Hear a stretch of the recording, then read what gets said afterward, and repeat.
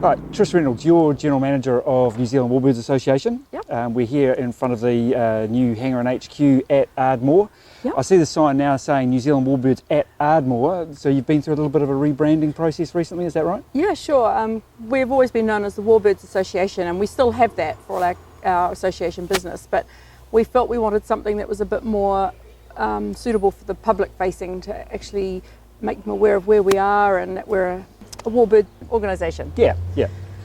So I also understand that NZ Warbirds is due to celebrate a big milestone shortly. Yeah, it's been 40 years now since Trevor Bland first came up with the idea of having a bit of initially a boys Harvard group, and it's just grown exponentially since then. So And it's been a little while since I've been up here, and it certainly seems that the collection is growing.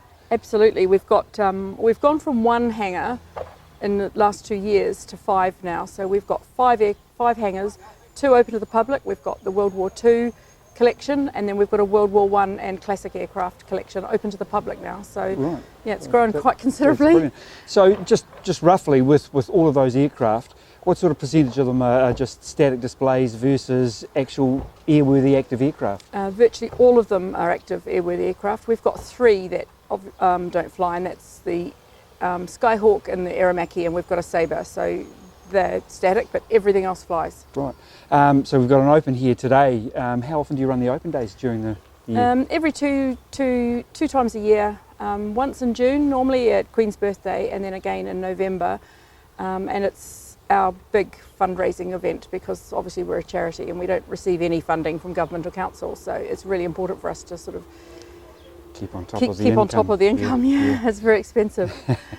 So in terms of people that haven't been out here at Ardmore before and seen the facility, are you open 7 days a week, 5 days a week? What's the story there? Currently no, because the whole place is run by volunteers. So we're open Wednesdays, Saturdays and Sundays, and that's from 10:30 till 3. And then we obviously do group tours as well. So we're getting a lot of retirement villages and people coming in, and probus clubs and things. So they can book with us, and we'll get the volunteers in to open up. So you can do something on a we're special flexible. time. Absolutely flexible. Yeah. And presumably, if it is an organisation run by volunteers, presumably you're always on the lookout for new volunteers. Absolutely. Yeah. It's. I think we're doing a drive at the moment because we're getting a lot of people really interested in wanting just to hang around old aircraft and be here, and it's a very social club. So obviously, sometimes they get to have a fly on a warbird if they happen to be here at the right time, and so it's great. So the new display facility in this hangar behind us at the moment is quite impressive. There's a lot of information up on the walls. Is it just about done inside now, or have you still got a little bit of work to do in the building?